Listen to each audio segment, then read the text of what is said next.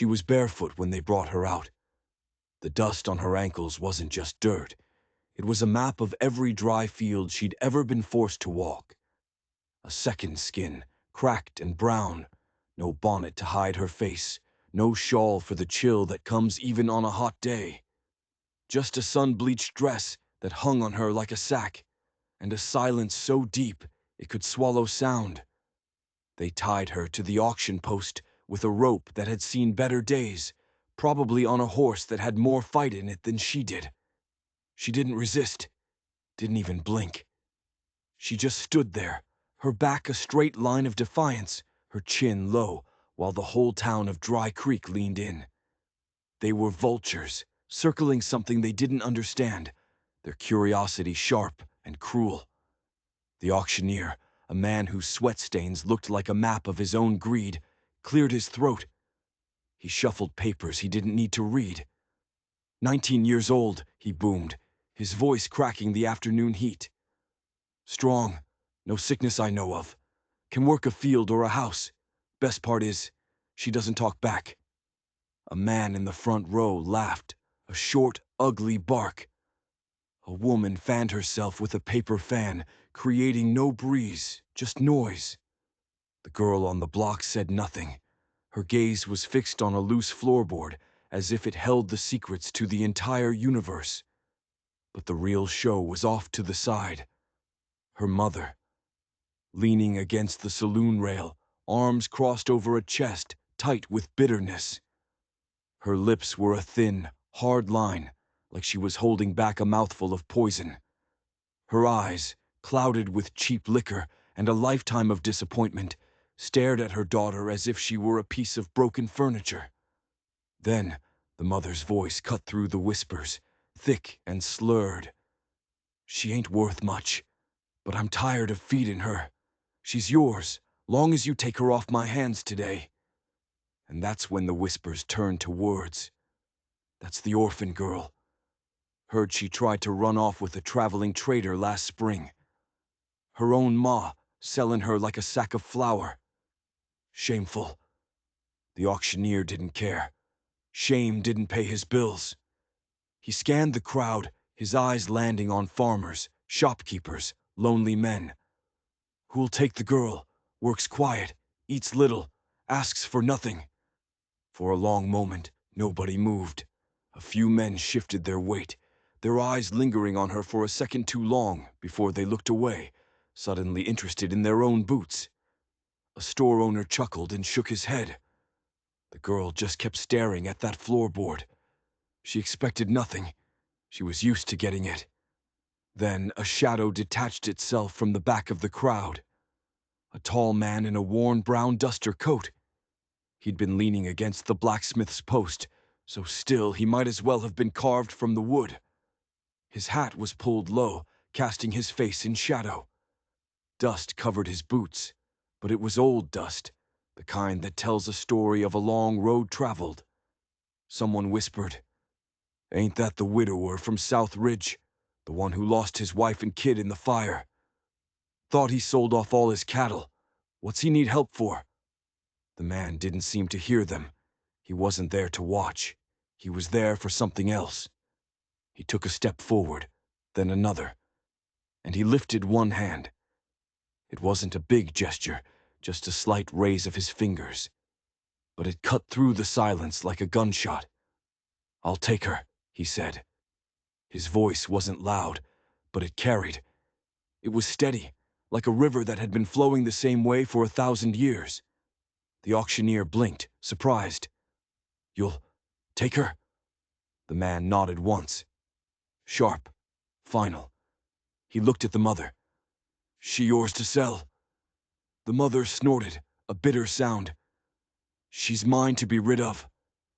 The man walked right up to the block, his boots making no sound in the thick dust. He pulled a few coins from his pocket.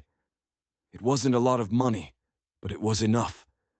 He dropped them into the auctioneer's sweaty palm. He didn't look at the girl, not yet. He just looked at the frayed rope digging into her wrists.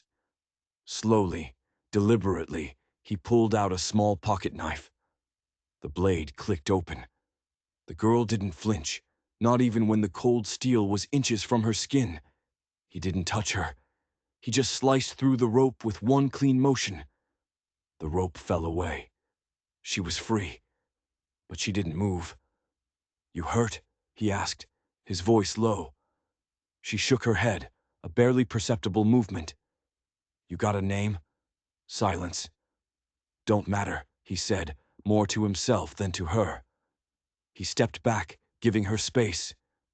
"There's a wagon waiting at the edge of town. You can come or you can stay. It's your choice." For a full 10 seconds the world held its breath. The girl didn't move. The crowd didn't breathe. It felt like the whole town was balanced on the edge of a knife. Then she stepped off the wooden crate. Her knees buckled for a second, but she caught herself before she fell. He didn't offer her a hand. He just waited. And then he started walking. He walked slow, slow enough for her tired legs to keep up. And together, they walked out of that town square, leaving behind 1,000 pairs of judging eyes. No one said a word. No one tried to stop them. They just watched them go. They reached the wagon. It was plain, wooden, hitched to a single stubborn-looking mule. He helped her into the back, not by touching her, but by steadying the wagon with his hand. He passed her a metal canteen. He didn't say anything else. As the wagon pulled away, the town faded into a blur of dust and heat and silent condemnation. She didn't look back. She didn't ask where they were going. She didn't speak a single word. But she drank the water like it was the first clean thing she'd ever tasted. And for the first time in what felt like a lifetime, she allowed herself to take a full, deep breath. The trail to his ranch wasn't a road. It was a scar on the land, winding through dry hills and skeletal trees. The sun bled across the sky, turning from a harsh yellow to a soft, bruised purple. Shadows grew long, reaching for the wagon wheels like grasping fingers. He drove the mule without a word, his shoulders set, his eyes fixed on the horizon. She sat in the back, watching the world she knew disappear behind them. There were no tears, there was no fear, just a quiet, heavy stillness that didn't belong to a girl of 19. When the mule finally stopped, the sky was full of stars. In the faint moonlight, she could see a house. It was a lonely-looking place, leaning slightly to one side as if tired of standing. A dead oak tree stood guard beside it, its branches like twisted black bones against the sky. The barn looked even older, like it had been built by ghosts. "This is it," he said. She didn't answer. He lit a lantern, the sudden glow making the shadows dance. He helped her down from the wagon, his hand hovering near her back, but never touching. "Kitchen's through there," he said, pointing to a door. "Your room's upstairs, first door on the left. You hungry?" She shook her head. "You clean?" She nodded. He opened the front door and held it for her. The inside of the house smelled like cedar and old wood smoke and something else she couldn't place. Loneliness, maybe. There were no pretty curtains, no signs of a woman's touch. Just rough wooden floors, worn furniture, and a single picture frame hanging above the fireplace. The picture inside was so faded, she couldn't make out the faces. "You don't know me," he said, his voice flat. "I know," she replied. Her own voice sounded strange, like a rusty hinge. He pointed up a narrow staircase. "Top of the steps. Left room." She walked up the stairs, her footsteps echoing in the quiet house. She didn't close the door to her room. He didn't follow her. She stood in the middle of the small room, listening to the sounds of the house settling around her. It was the first time she'd ever had a door she could close if she wanted to. The next morning, he found her at the kitchen sink, washing the 2 mugs from the night before. "You don't have to do that," he said from the doorway. "I don't mind," she said without turning around. They ate breakfast in silence, a slab of bacon and hard biscuits. He didn't ask her any questions. She didn't offer any answers. She noticed the slight limp in his right leg. He noticed the way she flinched when a gust of wind slammed the back door shut. The days started to fall into a strange, quiet rhythm. She'd sweep the porch. He'd mend a fence. She'd fold the laundry into perfect, tight squares. He'd bring in a shawl when the evening got cold and leave it on the banister for her, never telling her she had to wear it. The silence between them wasn't empty anymore. It was just waiting. She started to notice things about him. The way he always fed the mule before he fed himself. The way his calloused hands could be surprisingly gentle when he was fixing a broken hinge. The way he said, "Good night," at the bottom of the stairs every single night, even though she never said it back. He noticed things about her too. The way she always seemed to be watching the horizon, as if she was expecting someone to appear. The way she'd peel the crust off her bread before she ate it. The way she would jump at the sound of thunder, her eyes wide with a terror that was old and deep. One evening, they were sitting on the porch, watching the sky turn a deep, bruised purple. "Why'd you take me?" she asked, her voice barely a whisper. He didn't answer for a long time. He just stared out at the dark line of the hills. When he finally spoke, his voice was low and rough. "Because no one else did." She looked down at her hands, twisting the fabric of her dress. "You could have picked someone prettier." He turned his head and looked at her. His eyes, in the fading light, were full of shadows. "Didn't need pretty." "What did you need?" she whispered. He looked away, back toward the barn. "Someone who wouldn't leave." She didn't say anything else that night. But the next evening, when they sat on the porch, she didn't sit quite so far away from him. The girl with dust on her ankles had found a house that didn't ask questions. And the man who thought he had nothing left had found something he didn't even know he was looking for. But there was still that door, the one at the end of the upstairs hallway. It was always closed, always locked. Every night he would walk past it to get to his own room, and every night she would see the shadow that crossed his face. His jaw would tighten, just for a second. His good hand would clench into a fist. One afternoon, when he was out mending the far fence line, she tried the doorknob. It was cold and solid and unmoving, locked tight. Later that night, she finally asked him about it. "What's in that room?" He looked up from the table, his coffee mug halfway to his lips. "Used to be her room," he said, and his voice was so quiet she barely heard it. He didn't say a name. He didn't offer an explanation. And she knew better than to press him. But that night, lying in her own bed, listening to the old house groan and settle, she couldn't stop thinking about it. She thought about all the rooms she'd been locked in during her life, the ones with boards nailed over the windows, the ones where the only sound was her own breathing. And now here she was, in a house where she was free to leave any time she wanted.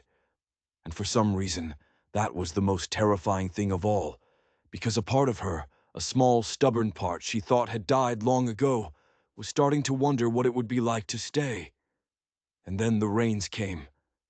It started in the middle of the week, a sudden, violent downpour, as if the sky had finally cracked open. She was outside, hanging laundry on the line, when the first fat drops began to fall. She didn't run for cover.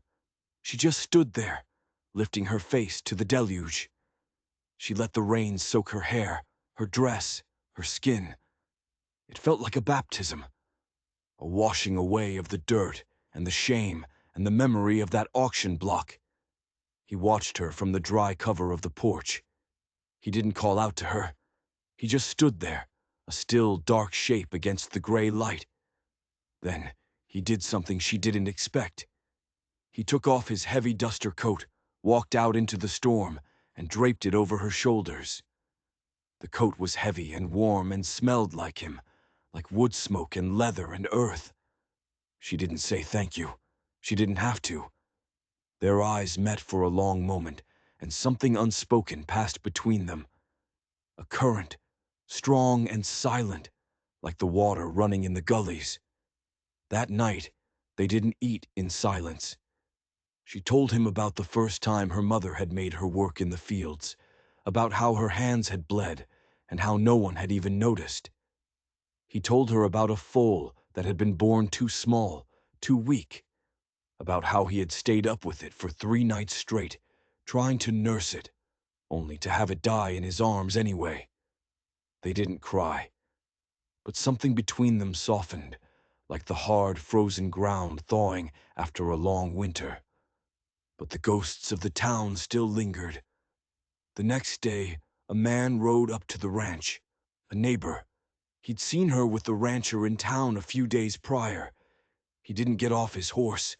He just sat there, looking down at the rancher with a smug expression. "Heard you picked up some new help," the man said, spitting a stream of tobacco juice near the porch steps. "The auction girl." He looked over at her, his eyes slimy. "I'd be willing to take her off your hands, pay you double what you paid for her." The rancher didn't raise his voice. He didn't reach for the shotgun that was always propped just inside the door. He just took a step forward, and the air around him went cold. "She's under my roof," he said, his voice dangerously low.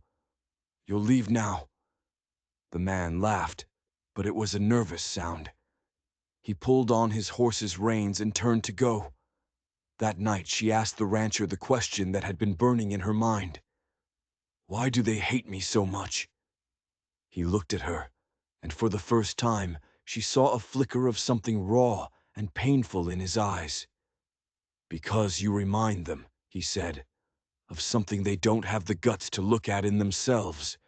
That they'd sell their own daughter for a handful of coins, that they'd stand by and watch it happen, and do nothing." She stared at him, and in that moment, she felt less alone than she had ever felt in her entire life. "I'm not broken," she whispered, the words tasting strange on her tongue. "I know," he said. "I'm just tired." "I know that too." They sat on the porch again, not too close, but not too far apart. The old aching house seemed to breathe a long, slow sigh of relief around them. And that night, she did something she hadn't done before. She left the door to her room cracked open. It wasn't an invitation. It was an offering, a small, fragile offering of trust. He noticed. She knew he did. But he didn't step through the door. Not yet. The floor between their rooms no longer felt like a vast, empty ocean. And for now, that was enough. But something was coming. She could feel it in the air, in the way the wind whispered through the dead branches of the old oak tree. A storm was brewing, and it had nothing to do with the weather. The trip back to town was a mistake. She knew it the moment they hitched the wagon. The sky was the color of a fresh bruise, heavy and threatening. "We need flour," she'd said. "And salt." It was an excuse. She needed to know if anything had changed, if she had changed. He just nodded. "You still want to go?" She nodded back, her chin set. The town felt different this time. The stares weren't just curious glances anymore. They were hard, accusatory. People stopped talking when they walked past. Mothers pulled their children a little closer. "There she is," someone murmured from the doorway of the saloon. "The auction girl." They walked into the general store, and the little bell above the door sounded like a funeral chime. The shopkeeper, a man with a thin, greasy smile, looked up. "Back for more supplies, mister?" he asked, ignoring her completely. "Just a few things," the rancher said, his voice tight. She moved through the aisles, her hands steady as she picked up the flour, the salt, a small spool of black thread. But when she reached for the thread, another hand shot out and slapped hers away. Hard. It was the shopkeeper's wife, a woman with a face like a clenched fist. "You don't touch nothing delicate," the woman hissed, her voice full of venom. "This ain't for the likes of you." The girl froze. The back of her hand stung, a bright red mark already blooming on her skin. The entire store had gone silent. Everyone was watching, waiting. The rancher took a slow step forward. He didn't look at the woman. He looked at the red mark on the girl's hand. "That's enough," he said, his voice quiet, but carrying the weight of a falling mountain. The woman scoffed. "You're the one who bought her. You think you can just bring your filth in here?" He finally looked up, and the look in his eyes made the woman take a step back. "You speak to her like that again," he said, and every word was a piece of chipped ice, "and you'll wish you had never been born." They left without the thread. The ride back to the ranch was a long, heavy silence. The girl kept her face turned away, watching the barren landscape roll by. Her hand was tucked in her lap, hidden from view. "I'm sorry," he said finally, breaking the silence.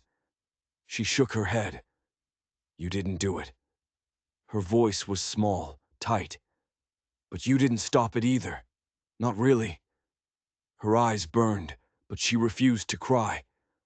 "I'm tired of being looked at like I'm something to be scrubbed off the bottom of a boot." "You ain't," he said, his voice rough. She finally turned to him, her eyes blazing. "Then what am I?" He didn't answer right away. He just stared at the road ahead. "You're what they're all afraid to admit they threw away." The first drops of rain started to fall just as they reached the final bend before the ranch. It wasn't a gentle rain. It was angry. It slapped against the canvas top of the wagon like a fist.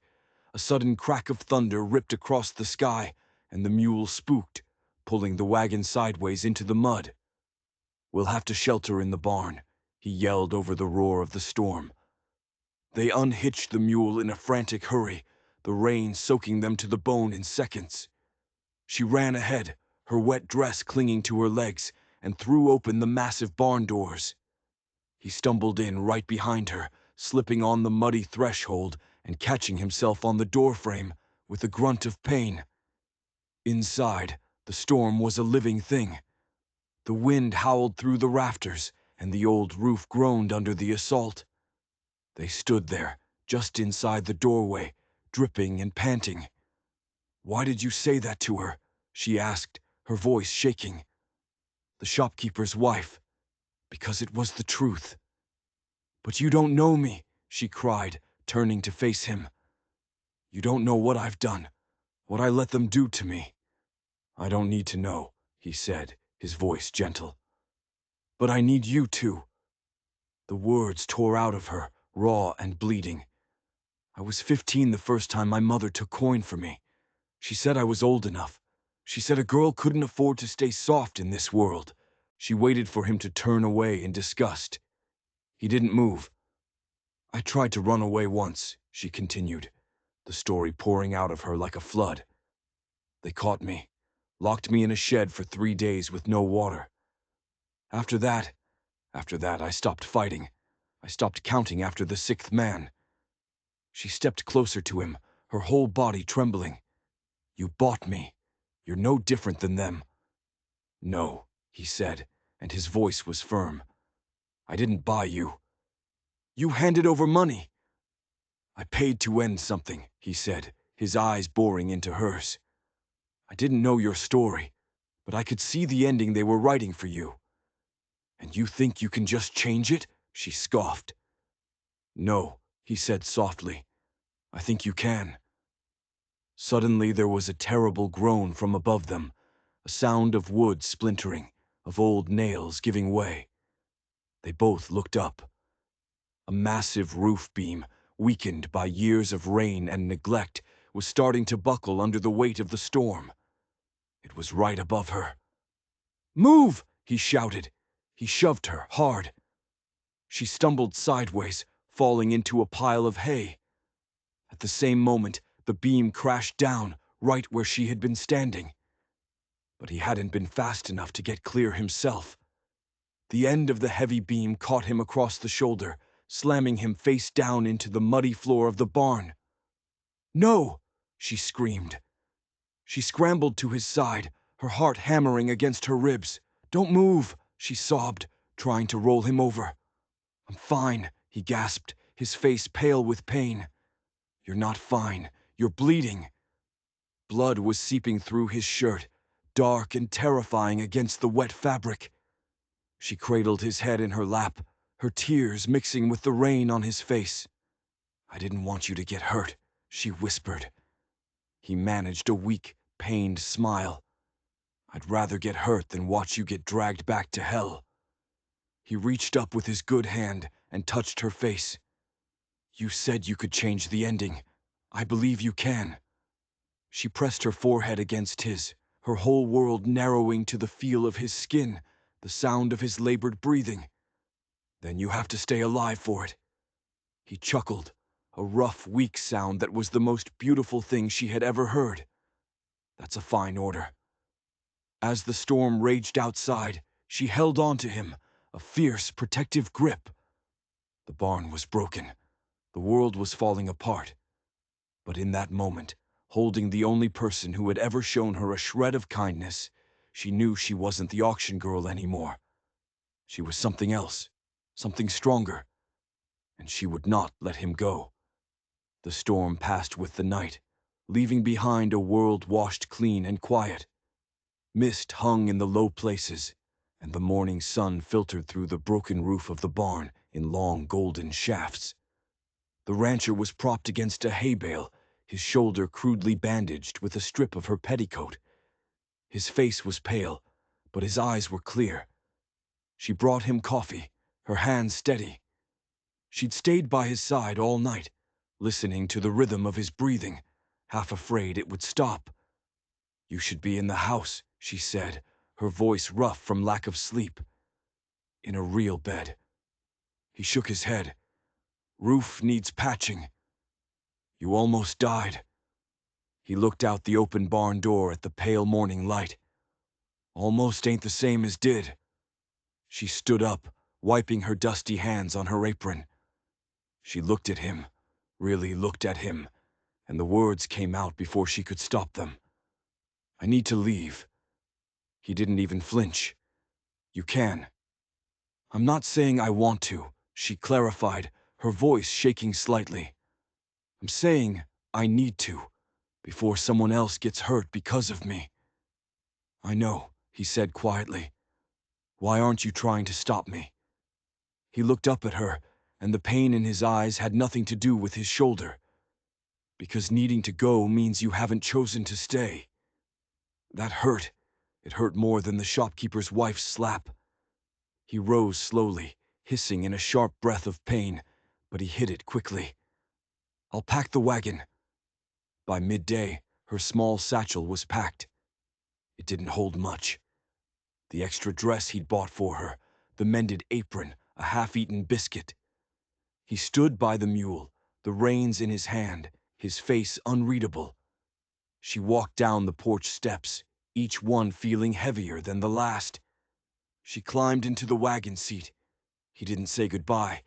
He just gave her a small, tight nod and turned back toward the barn, his shoulders slumped.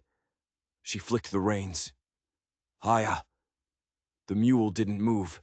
She tried again, snapping the reins harder. "Go on, you stubborn beast." Nothing. The mule stood as still as a statue, its ears twitching. The rancher had stopped and was looking back at them. "He won't go," he called out. "Why not?" she cried, her frustration boiling over. "Because he was born here," the rancher said, walking slowly back towards her. "And animals. They know when they're carrying someone who doesn't really want to leave."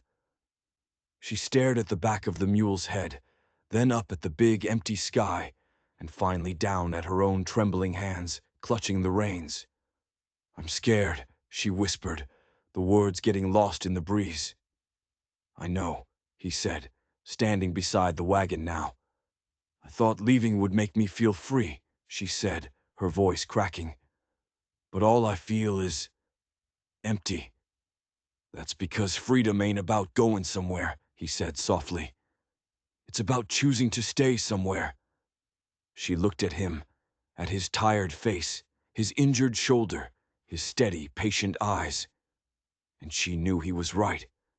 She climbed down from the wagon and walked towards him, stopping just a few feet away. "What if I stayed?" she asked, her heart pounding. He didn't move. "Then I'd have to build a new fence line." She almost laughed, a watery, broken sound. "Why?" "Because it's not just my land anymore." Her breath hitched. Would I be your wife?" He looked at her with that same expression he'd worn at the auction, in every quiet moment they had shared. An expression of profound, aching sadness, and a glimmer of something else. Hope. "Not unless you want to be." "What if I don't know how to be one?" she whispered. "Then we'll figure it out together." He held out his good hand. It wasn't a command. It wasn't a claim. It was a question. And for the first time in her life, she wasn't afraid to answer. She placed her hand in his. There was no preacher. There were no guests. Their wedding was just two hands, clasped together by the creek that ran behind the house. The water flowed slow and golden in the late afternoon sun, a silent witness. "You're sure about this?" he asked, his thumb gently stroking the back of her hand. She nodded. "I'm not clean. I'm not new. I'm not good." "I'd be scared of someone who was," he said. They didn't kiss. Not then. Instead, they built a small fire and cooked beans in a tin can. She pulled out the one thing she'd kept from her old life, a faded, threadbare scarf that had belonged to her mother. She stared at it for a long moment. Then, without a word, she threw it into the flames. She watched it curl and blacken and turn to ash. "It was my mother's," she whispered. And that was all she needed to say. Later, as the sky turned to amber and rose, they sat on the porch. The silence was different now. It was comfortable. Full. She turned to him, her voice trembling but true. I think I want to belong here." He looked straight ahead, at the fields that stretched out before them. "Then you already do." She reached out and laid her hand on the back of his. It wasn't a tentative touch. It was a firm, deliberate gesture. An anchor. The wind picked up, carrying the smell of pine and earth and wood smoke.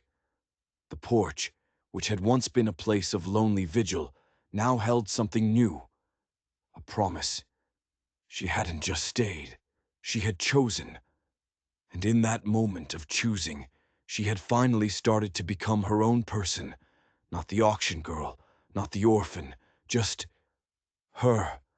And she had a feeling that was more than enough. But she had no idea that the real storm was still on its way. The next few weeks were like learning to breathe again. She moved through the house with a newfound purpose, her hands bringing life back to the dusty corners. She stitched new curtains from old flour sacks, humming tuneless songs to herself. The house, which had always felt like it was holding its breath, seemed to relax around her. It was no longer just his house. It was theirs. He healed slowly. She would change his bandages, her touch gentle and sure. He never flinched. He'd just watch her, a strange, unreadable expression in his eyes. They worked side by side, repairing the barn, tending the small garden, their movements falling into a comfortable, unspoken rhythm. One morning, she found a small, crudely carved wooden box on her windowsill. Inside, there was a single pressed wildflower, a small scrap of blue ribbon, and a folded piece of paper. The note, written in his rough, uneven hand, said, "You're not what they called you. You're what you survived." She pressed the note to her chest, and for the first time she cried tears that weren't born of pain or shame, but of something else entirely. Gratitude. But their fragile peace was not meant to last. One afternoon, a wagon appeared on the horizon. Not a neighbor's wagon. This one was different. It rattled up the trail and stopped in front of the house, raising a cloud of dust. It was her mother. She wasn't alone. A large, brutish-looking man with a mean-spirited face sat beside her. The girl felt a cold knot of dread form in her stomach. She stood on the porch, frozen, as her mother climbed down from the wagon, a greedy smile on her face. "Well, look at you," her mother said, her eyes scanning the house, the neat garden, the girl's clean dress. "Looks like you landed on your feet." The rancher came out of the house to stand beside her, his hand resting protectively on her lower back. "What do you want?" he asked, his voice low and dangerous. "I've come for my daughter," the mother said, gesturing to the man with her. "Her real father has come to claim her." The girl stared at the man. She'd never seen him before in her life. "He's not my father," she said, her voice shaking. "Don't you lie to me, girl," her mother snapped. "He is, and he's come to take you home." "This is my home," the girl said, her voice gaining strength. The big man stepped forward, a nasty sneer on his face. "You're my property, girl. And this man," he said, pointing a thick finger at the rancher, "stole you." "She's my wife," the rancher said, his body tensing, ready for a fight. Her mother laughed, a harsh, ugly sound. "She ain't your wife. She ain't even my daughter." The world seemed to stop spinning. The girl stared at the woman who had raised her, the woman who had sold her. What did you say?" "You heard me," her mother said, her eyes cold and empty. "I ain't your ma. I found you, by the side of the road, out past Dry Creek, when you were just a toddler, crying your little eyes out, no one around for miles." The rancher went completely still beside her. He looked like he'd been turned to stone. "You were wearing nothing but a little scrap of a dress," the mother continued, enjoying the shock on their faces. "And you were clutching this in your little fist." She reached into her pocket and pulled something out. A small, faded scrap of blue ribbon. It was identical to the one in the wooden box upstairs. The rancher made a strange, choked sound in the back of his throat. He looked from the ribbon in the woman's hand to the girl's face, his own face a mask of disbelief and dawning horror. "The fire," he whispered, his voice cracking. "I thought everyone said you were gone." He turned to her, his eyes wide with a wild, impossible hope. He reached out and gently touched a small, faint scar just above her eyebrow, a scar she'd had for as long as she could remember. "Sarah," he whispered, his voice breaking. "My little Sarah." The name hit her like a physical blow. Sarah, a forgotten echo in the deepest corners of her mind. And with the name came a flash of memory, hot and terrifying. Smoke, the smell of burning wood. A woman's scream, a man's hand reaching for her through the flames before she was pulled away into the darkness. Her father's hand. She looked at the rancher, at the man who had bought her, the man who had shown her kindness, the man who had married her, and she saw the truth in his eyes. He wasn't her husband. He was her father. The revelation hung in the air, a shocking, impossible truth that shattered the world they had built. The man who had been her husband was her father. The life she thought she was starting was a lie, built on a foundation of grief and mistaken identity. "Sarah," he breathed again, his hand still on her face, his eyes filled with 17 years of stolen time. The brute her mother had brought with her just laughed. "Well, ain't this a touching reunion? Doesn't change a thing. I paid this woman for her, and she's coming with me." "You'll have to kill me first," the rancher, her father, growled, pushing her behind him. His injured shoulder throbbed, but he stood as solid as the old oak tree, a father protecting the daughter he thought he had lost forever. The fake father lunged, but he underestimated the quiet rancher. Years of hard work and silent grief had forged a strength in him that was deep and unyielding. He met the man's charge not with brute force, but with a surprising quickness. He sidestepped, using the man's own momentum to send him stumbling into the porch railing, which cracked under the force. The girl, Sarah, didn't just stand there. The years of being helpless, of taking what was given to her, fell away like a snake shedding its skin. She saw her mother reaching for a heavy piece of firewood from the pile beside the steps. Without thinking, Sarah grabbed the cast-iron skillet that was always hanging by the door and swung it with all her might. The skillet connected with the woman's arm with a sickening crack. The woman screamed and dropped the wood, cradling her broken wrist. The brute roared in anger and came at her father again. This time he didn't miss. His fist connected with her father's jaw, sending him staggering back. But he didn't fall. He shook his head, a thin line of blood trickling from the corner of his mouth, and he came back fighting. It was a desperate, ugly fight. But just as the bigger man was getting the upper hand, a new sound cut through the air, the thundering of hooves. Riding up the trail were 3 men from the neighboring ranches. They'd seen the strange wagon heading for the widower's place, and knowing the story of the auction girl, they'd grown suspicious. They took in the scene in a single glance, the fight, the screaming woman, the terrified girl. The town that had once judged her now, finally, saw the truth. They saw a father protecting his child. The fight was over quickly after that. The brute and the lying woman were tied up and thrown into their own wagon. The sheriff would be notified. Justice, for once, would be served. As they were led away, the woman who had pretended to be her mother looked back at Sarah, her eyes full of hate. "You were nothing but a burden," she shrieked. "A worthless scrap I found in the dirt." Sarah looked back at her, her face calm, her voice clear and strong. "You were wrong," she said. "I wasn't worthless. I was just lost. And now I'm found." She turned back to her father. He was bruised and bleeding, but he was smiling, really smiling, for the first time she had ever seen. He opened his arms, and she ran into them, burying her face in his chest. She was home.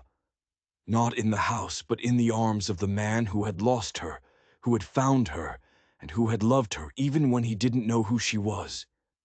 They stood there for a long time, holding on to each other as the dust settled and the sun began to set on their new, unbelievable life. The days that followed were strange and beautiful. They had to unlearn the quiet dance of man and wife and learn the forgotten steps of father and daughter. He would start to call her ma'am out of habit, then catch himself and smile, calling her Sarah instead. The name still felt new on her tongue, but it fit her in a way no other name ever had. He told her about her mother, a woman with a laugh like wind chimes and a love for wildflowers. He showed her the faded picture from above the fireplace. It was a family, a man, a woman, and a tiny girl with a blue ribbon in her hair. Her family. She took down the simple marriage papers they had signed. They burned them in the fireplace, not with sadness, but with a sense of rightness. The space above the fireplace was no longer empty. She stitched a new cloth to hang there. It didn't have their names on it. It just had a picture of a little house, a tall oak tree, and 2 figures standing on the porch. Beneath it, she stitched a single word: family. One evening, they sat on the porch, watching the stars come out. "I'm sorry," he said, his voice thick with emotion, "for not recognizing you. For everything." She took his hand. "You didn't know, but you saved me anyway. You saw a girl who needed help, and you helped her. It doesn't matter if you were my husband or my father. You were my home when I didn't have one." He squeezed her hand, his eyes shining with unshed tears. "Welcome home, Sarah." The house on South Ridge was no longer a place of silence and grief. It was filled with cautious laughter and the steady, quiet work of 2 people rebuilding a life from the ashes of the past. The broken things weren't just fixed, they were made new. She wasn't just the girl who was found. She was the daughter who had come home. And he wasn't the widower who had lost everything. He was the father who had gotten a second chance. And in a world that had tried its best to break them, they had found that the strongest bonds aren't the ones you're born with, but the ones you fight to reclaim. If you enjoyed this story, don't forget to hit that like button and subscribe for more tales of the strange, the dark, and the mysterious. And let us know in the comments below, what do you think is the true meaning of family?